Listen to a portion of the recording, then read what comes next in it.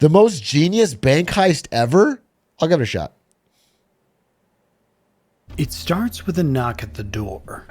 Kevin McMullen, a manager at Northern Bank, answers to find two men in police uniforms standing outside. They tell him that there's been a family accident. He needs to come with them to identify a body. It's a lie. The moment he steps outside, a gun is pressed against the back of his head. His wife, Karen, is strangled by her throat. What? 20 miles away, another family is being taken hostage. Chris Ward, a bank employee, watches helplessly as his family is held at gunpoint. The men give him a simple instruction: follow orders or they die. For the next 24 hours, Kevin and Chris will become pawns in a bigger plan than they can even imagine. They will walk into work the next morning, smile at the... Okay, not to undercut what he's saying, but I bet they can imagine it. I bet they're probably using us to rob the bank. Probably the bank that I work at is the goal of this plan. their coworkers and bosses and carry out the largest bank heist in UK history. By the time the vault is emptied, £26.5 million will be gone. No alarms will go off, no evidence will be found, Sheesh. and 2 decades later, the robbers and the money are still missing. Sheesh. This is the story of the Northern Bank robbery, the perfect crime.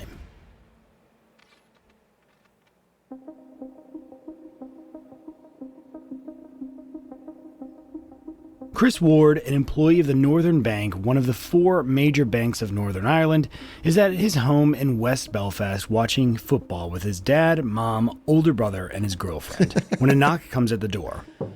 Average British day, huh? Kevin answered. He found a man standing on his doorstep. The man smiles and says, "All right, Chris, I'm here to talk about Celtic." That's the Celtic Football Club, which happened to be Chris Ward's favorite club. As an active member of the club's supporters group, Chris is used to people showing up at his door and asking about tickets or club events. To him, it's business as usual, but this time it's about to be the biggest mistake of his life. He lets the man inside, but as he does, he notices something he missed at first. 2 other figures standing just out of sight in the shadows, entering his house as well. As soon as the men set foot in the house, everything changes. The men pulled their guns and pointed it straight at Chris's family. Chris, we're not here to talk about football, but about your job at the cash center in the basement of the Northern Bank. Chris froze in his place. We know who you are. We know everything about you. We're going to take you away for 24 hours, and your family is going to be held for that time in this house. The first thing you're going to do is simple. You get your work uniform, then you're gonna walk out that door and step into the car waiting outside. No talking, no looking around, just move. Chris does as he's instructed. Outside, a car waits with its engine running. I think I would have done something different. And I'm not calling this guy a coward. I just think I would have karate chopped the gun out of his hand, then grabbed the other guy's gun behind me and done a spin move and gone, blam, blam, blam, blam, and headshot all 3 of the assailants. And then told my family, it's all right, I've got you. But I mean, you know, not everybody has that skill. I'm not blaming him for it, but that's probably what I would have done. The door already open. He's told to get in and lie down in the back. Behind the wheel, a driver sits silently, one hand on the steering wheel, the other gripping a gun. Chris gets in the back of the car and the driver pulls away, disappearing into the night, leaving Chris's family at the mercy of their captors. 20 miles away across Belfast, Kevin McMullen, a manager at Northern Bank, is about to experience the same fate. He and his wife, Karen McMullen, are sitting in their home in Loughlin Island, County Down, sipping tea and watching TV when they get the knock. That was 4 shots? The 4th shot was from my mother-in-law. Am I right, fellas?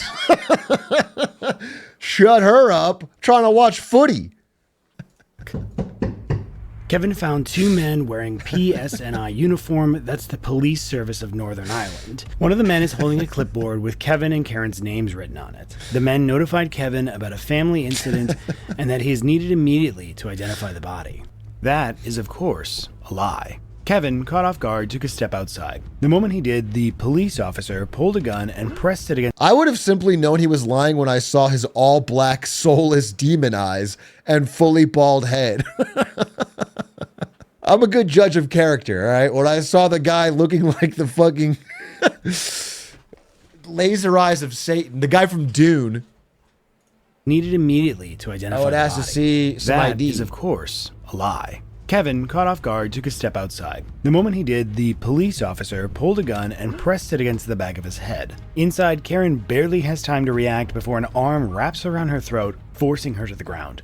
As she struggled, she saw a third masked man enter the house. The three men immediately dragged Kevin and his wife into a spare Michael bedroom, Jackson? forced them to face the wall Circa while 2002? holding them at gunpoint. Kevin, forget your responsibilities at the Northern Bank. It's only a shower of orange bastards. None of that matters now. The only thing you need to think about is your wife. Two of the men left the room and started cleaning everything meticulously, making sure that no fingerprints are left behind. After about an hour, the man in the room with them turns to Karen and tells her she's being moved to another house. He assures her that someone will take care of her there, another woman. But first, she needs to be blindfolded, and I mean her eyes will be taped shut.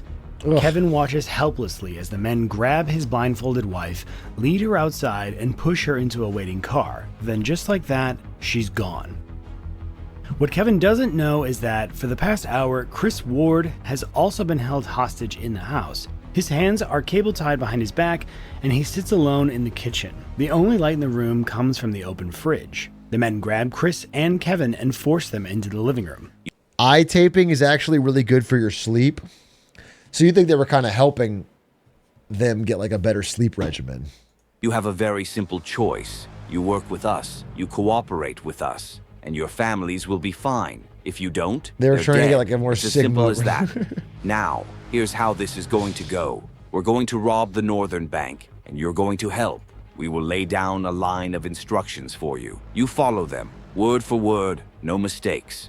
You mess up, even once, your families pay the price. And trust me, you don't want that on your conscience. In that moment, Kevin understood the gravity of the situation. This wasn't a robbery, this was a full-blown hostage crisis. And he and Chris are about to find themselves entangled in the biggest bank robbery in UK history.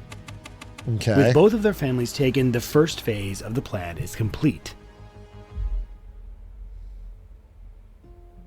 In Northern Ireland, tiger kidnappings were nothing new. A tiger kidnapping involves two crimes in one. First, someone valuable, a person or an asset, is taken hostage. But instead of demanding money, the kidnappers force their victim to commit a second crime on their behalf. During the Troubles, tiger robberies were a common tactic used by both organized Why is it crime tiger? groups and paramilitaries. Even after peace returned to Northern Ireland, these crimes never fully disappeared. The targets could be anything: banks, businesses, or even private homes. In fact, it was so common that authorities 'Cause had to come tigers up are with red? smarter ways to protect high-value assets, like banknotes. A few years before the robbery, Northern Bank introduced a security measure. The main vault, where all the cash resides, requires 2 keys to unlock to make sure that no one enters the vault alone. And the assigned key holders must change every week. And by coincidence, the key holders for the next morning were Chris Ward and Kevin McMullen. Aha!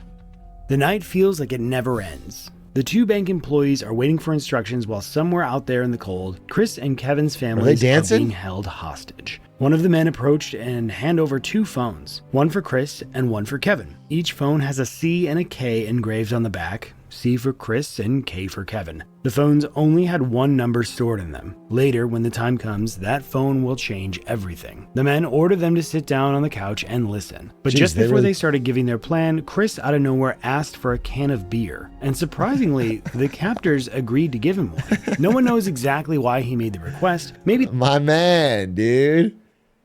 Family kidnapped, gun to your head, still need a brewski, take the edge off. to show that he isn't hostile, that he's cooperating, maybe out of fear for his family. But there's one thing that's important to know. When it comes to talking, only one man does it. He's the one holding what Karen described as a vicious-looking knife. The others mostly communicate with each other by whistling, Dude. clicking their tongues, or Wait, sorry to interrupt. I'm sorry, but have you guys know Kyle Gordon made that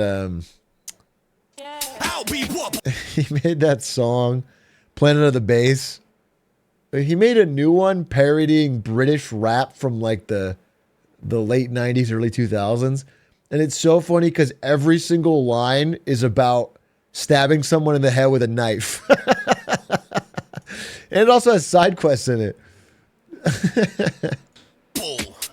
Representing Wellington upon Trent, we in here. It's a banger. It's like 3 lines in a row that are about stabbing someone in the head with a knife. Like a Rambo's just a nickname for a knife and a mango's a nickname for the head. And then Glasgow smile is just when you cut them Joker knife in the face with it. It's just funny. That's every line. Anyway, I thought it was funny. I saw it on shorts. Jingling the change in their pockets. Most of the time, the house is silent. The only sound is the noise of the men cleaning, non-stop. The captors then begin laying out the exact instructions of the robbery, what to do, how to do it, and when, and always reminding them of what's at stake. We don't know exactly what was said in that living room, but according to trial records, the conversation took several hours, and the captors knew everything about the bank, its blueprints, its employees, and even the exact timing of the security shift changes. They knew it all. The scheme was also carefully thought out. Every detail of this thing was precise. The plan is simple. Go to work Oh my and God. act normal. It was Ludwig this whole fucking time. It was Ludwig. He fucking that's how he got the money for his fucking stream. Go to the underground vault. Put 1 million pounds in the bag that we will give you. Take the money to a bus stop.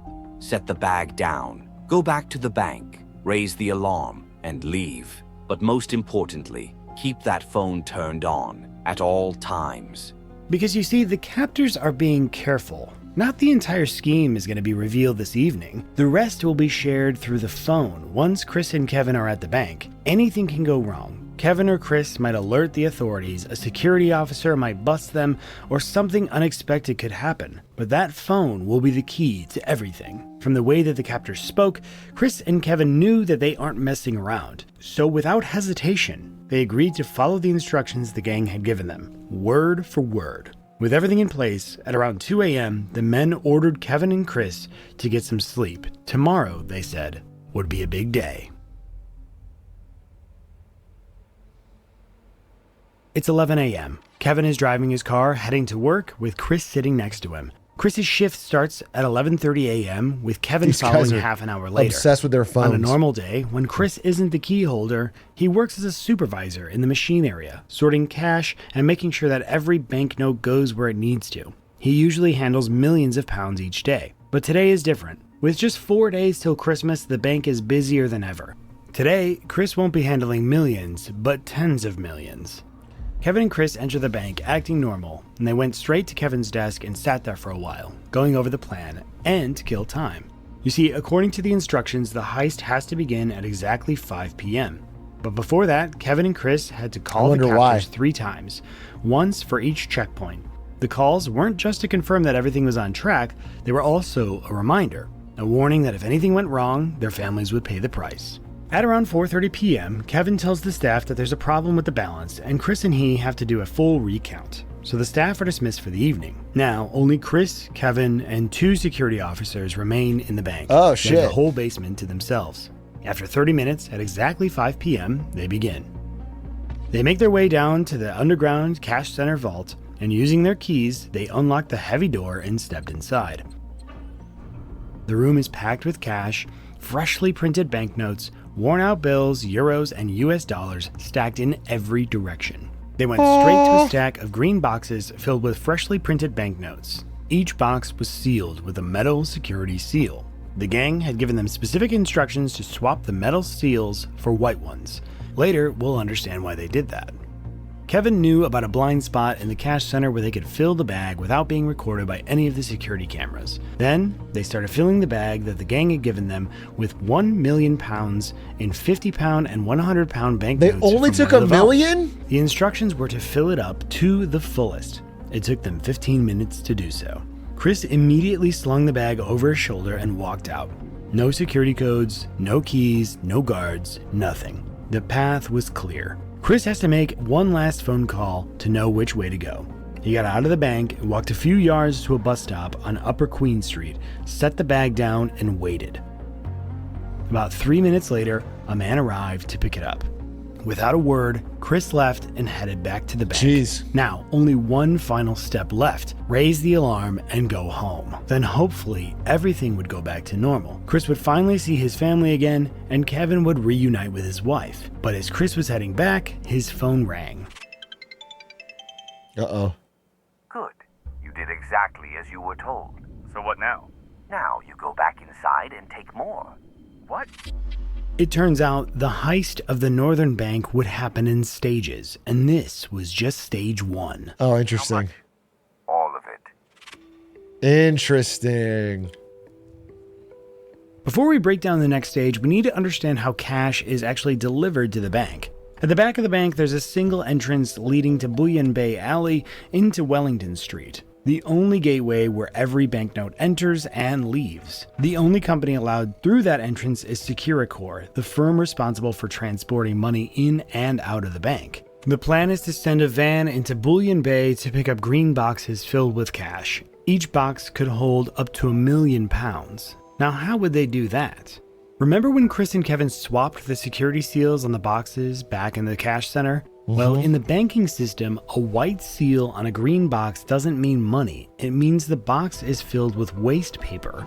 Now, the second stage is to move the repurposed boxes disguised as rubbish out through the back shutter door into the Bullion Bay, where a white van will be waiting to collect them. I see. But there is one major problem. Only Securicor and Delivery Services vans are allowed into the alley, driven they have by one? verified employees with official ID. When Kevin told the gangs that this was practically impossible, their response was simple. You're the boss of the bank. You get paid the big money. Make it happen. Chris, feeling shocked, he walked back into the bank and headed straight for the vault where the green boxes were stored. There were 24 in total, each capable of holding between £0.5 and £1 million, a staggering amount of cash to smuggle out unnoticed. Kevin and Chris got to work, loading 6 boxes into each of the 4 trolleys, basically emptying the vault. Then, one by one, they wheel the trolleys out of the vault, down the hallway, past the security control room where 27 monitors recorded everything. Before they could move the boxes outside, Kevin needed to ensure a clear exit. He walked into the control room and spoke to Billy, the security guard. He told him that a van would be arriving soon to collect the waste and that the back gate needed to be opened. Billy, suspecting nothing, agreed, but he has to come with them. With the path now clear, Kevin pushed the first... Billy low-key bad at his job. This is weird, right? Like they send everybody home. They shut the whole day down. They're doing a suspicious count. Then he's coming in. He's saying, we got to open the back door. We're going to move some trash out. It's just, Billy's like, needs to pay more attention. First trolley into Bullion Bay. It's after 5 and he's the boss. I guess from his POV, he's like, I just want to fucking go home. This job fucking sucks. The boss wants me to fucking... Moved a few meters from Billy and made the call to the captors. It's done. Bring in the van. It took 15 minutes for the van to arrive, reversing down Wellington Street until its tailgate was level with the bank's back door. The back of the van swung open and 2 men jumped out. Now Kevin, Chris, and Billy stood face to face with the men who were about to take all of the money. They began loading the boxes into the van one by one, 24 boxes in total, packed with cash, £18.5 million to be exact. The entire process took 7 minutes. When they were done... If Billy is not sus at this point, it's crazy. Like, this is not normal part of bank business. He's out there in the back, 2 guys that don't probably look like fucking Securicor employees, and they're loading a bunch of crates into the back of a van. One of the men called Chris and handed him a roll of black polythene. Unbelievably, the robbers weren't done. They were coming back for more. The final stage of the heist is about to begin. Greedy. Chris and Kevin, still in shock, rushed back into the vault. There was no time to think. Dude, imagine Billy's the Joker, and he's behind this whole thing. And then as they drive away with the money, Billy shoots them both in the head, the co-conspirators, and keeps all the money for himself. Holy... He planned this whole thing from day one. Whenever he saw how fucking spineless his boss was, he knew he could use him to be oh my God, Billy. Pre-watched? Only to act. They grabbed handfuls of used banknotes, stuffing them into the large black polythene bags as fast as they could. The first and second round had been freshly printed, brand new cash, but this time it was a messy mix of used banknotes, euros, and US dollars, making a total of £5.1 million in total. They worked in silence, knowing the robbers would be back. Then 45 minutes later, Billy called Kevin to let them know that the van is here. Kevin felt his stomach drop. This time, there were no green boxes to disguise the cash, just loose bags packed with millions. Kevin told Billy to open the inner gate. If Billy so much as glanced inside the bags, the entire operation was done. Chris and Kevin loaded the bags into a rolling cage, pushing it through the hallway toward Bullion Bay, where Billy was waiting. If he checked the bags, even out of curiosity, it was over. But he didn't. And why would he? Kevin's his boss. They started... I like they make Billy just like... He's like vibing, dude. Over. But he didn't. And why would he? Kevin's his boss. They started loading 5.1 million pounds right into the van, right in front of the security guard. Once the last bag had been loaded into the van, one of the men looked at him and simply said, "That's it, lads. You can go." And just like that, it was over. Kevin and Chris were told to raise the alarm and leave as if nothing had happened, as if they hadn't just helped pull off the biggest bank robbery in UK history. Without a word, they got into Kevin's car and drove straight to his house to reunite with their families if they were even still alive. The robbery is done.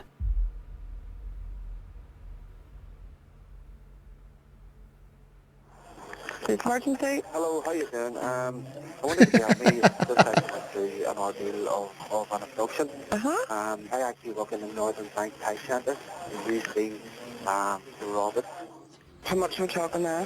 30 minutes on the house. At 8:10 p.m., Kevin called the PSNI, letting them know that he had just helped rob the Northern Bank. He's so casual. But they had already known. He's so fucking casual. Hey, bruv. Oi, bruv. You catch that fucking footy last night. Anyway, I've been robbing the bank, 30 million pounds. A young couple had walked past Bullion Bay and noticed the white van parked outside the bank. They felt that something was wrong, something was off. Following their instincts, they decided to report it to the first uniformed person that they saw, which happened to be a traffic warden, who immediately called the police. By the time the call went through, the van was already gone, never to be seen again.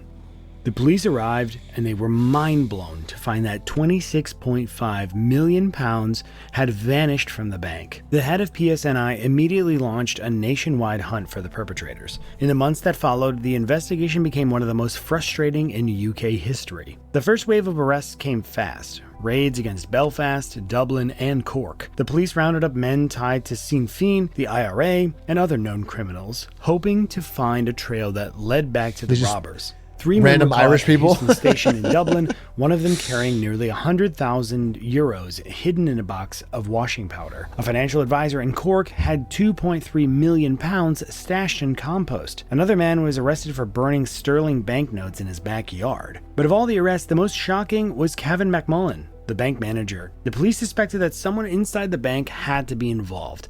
Because the operation was so sophisticated, they believed the criminals were part of the military. The hostages were forced to basically answer in a line of command. And Kevin, he was only one of 2 people to have access to the vault. For a full year, Kevin McMullen sat in a cell, accused of helping plan the biggest bank robbery in UK. That is interesting, all right? Let's say you work at a bank and you want to rob the bank. Well, then getting your crew to pretend kidnap your family and force you to rob it, how do you prove it's not you? Wouldn't that be extra genius? Then you get to go back to your life. UK history. The pressure had to have been unbearable. But after 12 months of questioning, searches, and investigations, the police had to admit the truth that they had... Money trail? I would say what money trail? Wearing like a solid gold outfit with a giant diamond chain. In my fucking brand new Lamborghini. Listen, officer, they had my family. What would you have me do? Had nothing. Not a single piece of evidence linked Kevin to the robbery, no suspicious bank transactions, no phone calls, nothing. In the end, he walked free. The police then turned to Chris Ward, the second key holder. Unlike Kevin, Chris wasn't management, he was just a bank employee. But he was in charge of the staff work rota, and the police found it suspicious that he had scheduled himself and Kevin as key holders that day. On November 29th, 2005, Chris was arrested and accused of being the insider who made the heist possible. His home was searched, and even his part-time job at Casement Park, a Gaelic sports stadium, was raided by 25 Land Rovers from the police. That's crazy. But just like Kevin, there was no real evidence. Chris went to trial in 2008, but when the time came, the prosecution had nothing. The key argument, That he had changed the staff schedule on purpose fell apart when the bank confirmed it had been a management decision. Chris was fully acquitted. By the end of 2005, the police had conducted 22 searches and made 13 arrests, but every lead hit a dead end. Dang. Most of the arrested men were either charged with money laundering or IRA connections, but no one was ever convicted for the actual robbery. The money is still missing, and the robbers have never been caught.